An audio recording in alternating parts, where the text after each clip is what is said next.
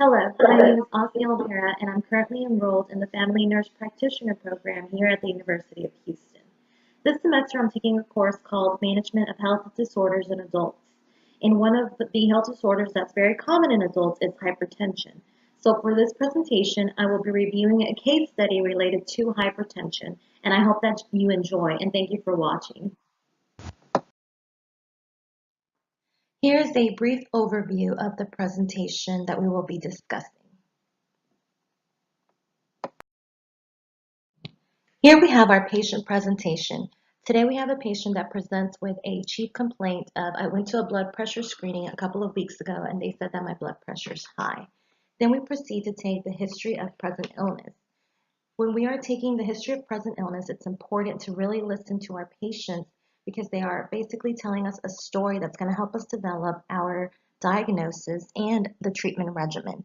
For example, here she says that 3 weeks ago she went and had the screening and at that time her blood pressure was 162/97. So now we have a baseline blood pressure that we can actually compare what her current blood pressure is today. She also reports that she has previously been diagnosed with high blood pressure several years ago, but she did not return for a follow-up. This alerts us that the patient may be non-compliant or she just may need extra attention to help us understand why she did not return for her follow-up, what the issues and concerns were at that time.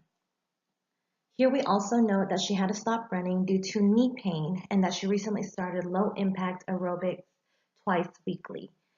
We know that she must increase this activity for cardiovascular health as recommended by the American Heart Association. She needs to increase her regimen to 3 to 4 times a week, at least 30 minutes.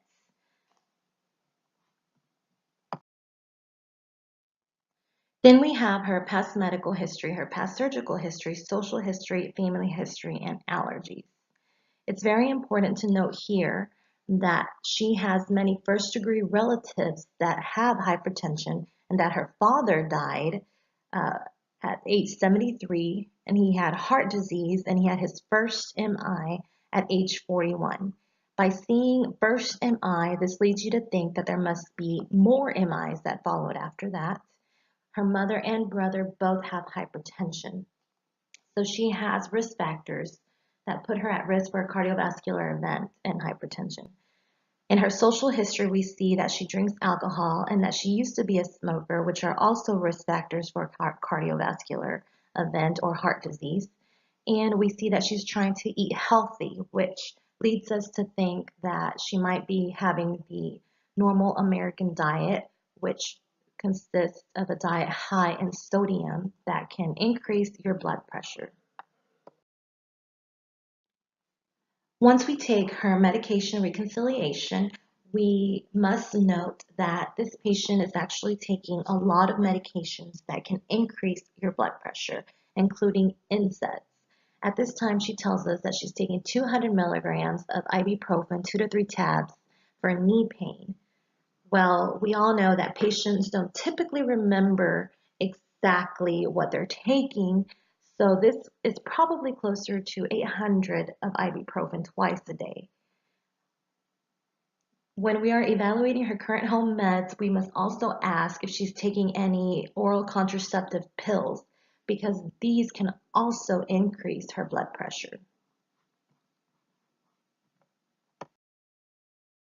As we begin our review of systems, we must always keep in mind that we have to ask questions related to the diagnosis of hypertension.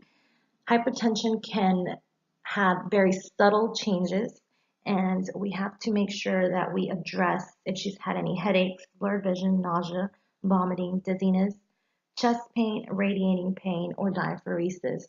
Especially in women, we know that they often have an atypical presentation of chest pain.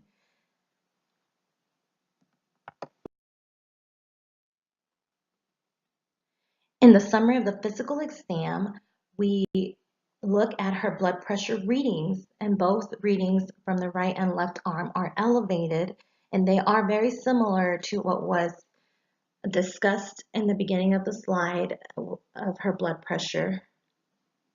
Here we also have pertinent negatives that include negatives for bruits, both abdominal, carotid, and renal. And it's also that she has pertinent negatives to S4, which a pertinent positive would be hearing an S4 that could mean that she has had long-standing hypertension and stiffened ventricles. We're also looking at the PMI, which is a pertinent negative here because it is where it's supposed to be. If it was displaced, it could mean that she has had ventricular hypertrophy. As we look at her labs and diagnostic review, we are making sure that we look at her electrolytes, her creatinine and her BUN, her sodium, her potassium, anything that may indicate that there is a kidney damage that is occurring. We also look at her fasting lipid profile because this is also going to tell us if she has risk factors for cardiovascular disease, which we see that her total cholesterol is elevated.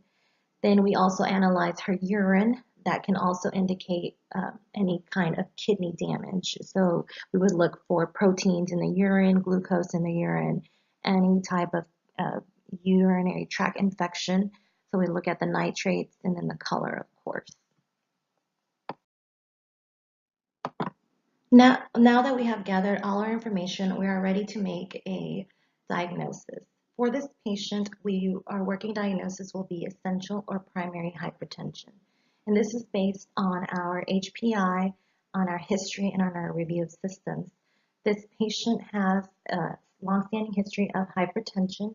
She also has first-degree relatives that have hypertension and cardiovascular events. She also has a history of smoking, a history of alcohol intake, and of not eating food that is very healthy.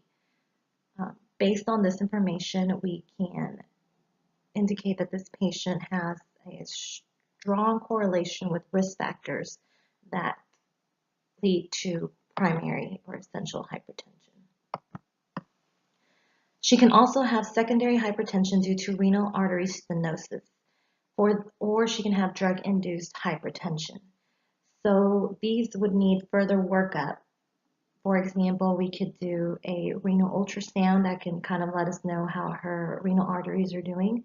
Although in our review systems, we did see that she was negative for renal bruits. We are also looking at drug-induced hypertension due to the use of NSAIDs along with other medications that increase her blood pressure. So what is hypertension? This is the book definition of hypertension, which is hypertension is consistent elevation of systemic arterial blood pressure. So what causes this? Well, an increase in cardiac output can cause this, an increase in peripheral vascular resistance, or an increase in both. Cardiac output is increased by anything that increases heart rate or stroke volume, and peripheral vascular resistance can be increased by blood viscosity or vasoconstriction, or both. There are three main regulators in our body that kind of help to maintain that blood pressure where it's supposed to be. And those are the sympathetic nervous system, the renin-angiotensin-aldosterone system, and natriuretic hormones. Any dysfunction in any of these can result in an increase in blood pressure. In summary, the sympathetic nervous system plays a major role in maintaining cardiac output and peripheral resistance.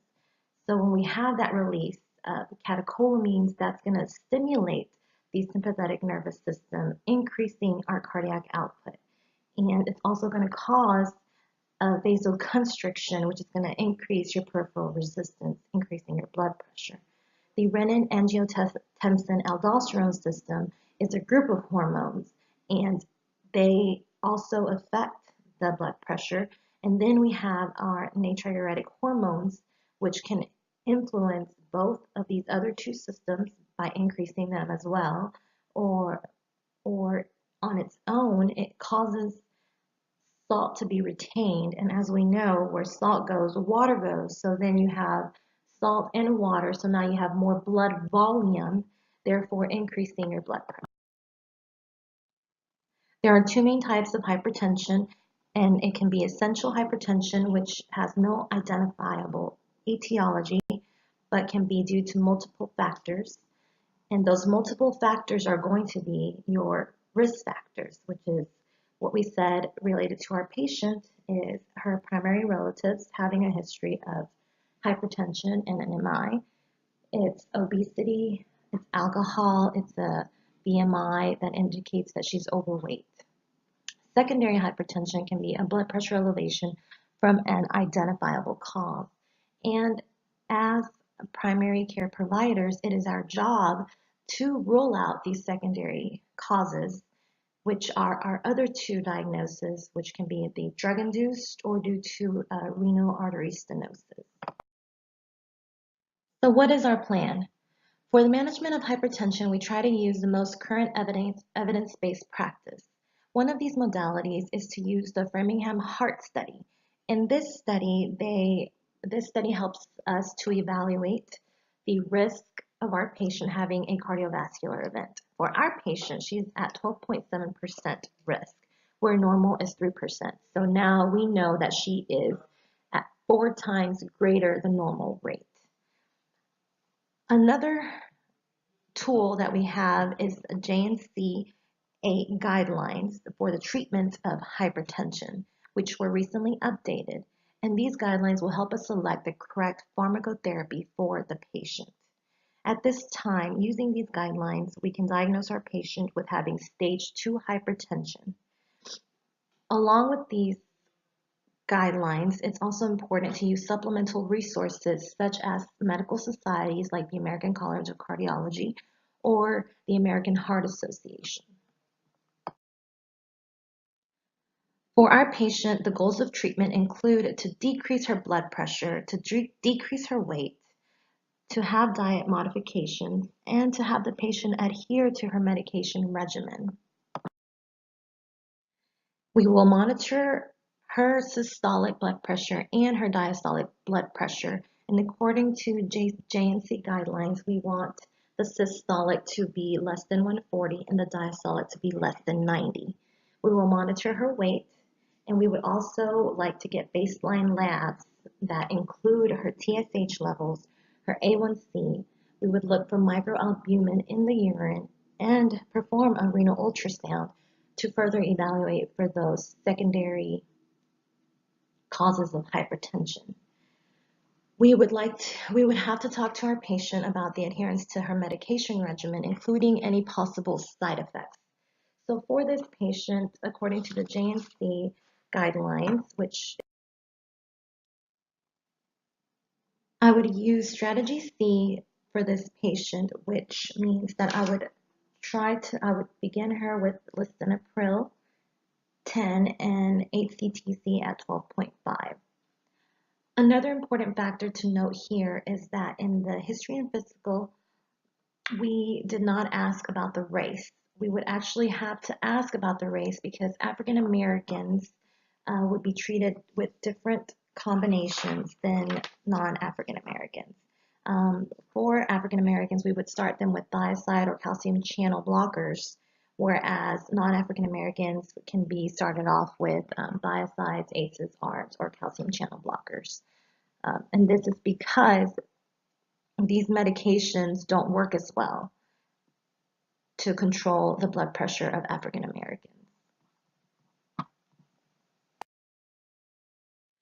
For our patient education, we would ask the patient to keep a hypertensive journal for 2 weeks, and we would ask her to possibly take her blood pressure once in the morning and once in the evening. If she does not have a blood pressure machine, she could use a local pharmacy like CVS or Walgreens, but we would recommend for her to use the same pharmacy around the same time of day so that we can really see what her blood pressure is doing. And we would make sure that she's educated on how to correctly take her blood pressure. We would again emphasize the medication regimen and taking the medication as prescribed. We would go over diet modifications, which include a low sodium diet, but we would probably refer this patient to a nutritionist so that they can really talk with her about all of the changes that would need to be made in her diet and she could really have a diet plan set up that meets her goals and her standards and something she actually is going to like and stick to. We would also like to talk to the patient about keeping an exercise regimen, which the low impact exercise is good, but she would have to increase that to 4 to 5 times a week. For the comprehensive and long-term care, we must involve the family in the education because family and her support system is going to play a major role in adherence. We would discuss the patient responsibility, which includes letting the patient know that she is also responsible for her own care and that it is a team effort. She is part of the team. And this includes asking questions towards how the medication makes her feel, any kind of side effects, or any worries that she may have. We would encourage the patient to limit her alcohol intake, to continue to avoid smoking, and we would also want the patient to maintain regular follow-ups with her PCP. At this time, we would set goals for her. In the beginning, she would probably need to come in more often, and we would explain this to her that she would probably have to come in about every 2 weeks to maintain an accurate diagnosis of her blood pressure so that we can monitor it. And then once her blood pressure is controlled, she could then come in maybe every 3 months, and it wouldn't be so often. Thank you for your attention, and I hope that you have gathered some information on hypertension and the disease process.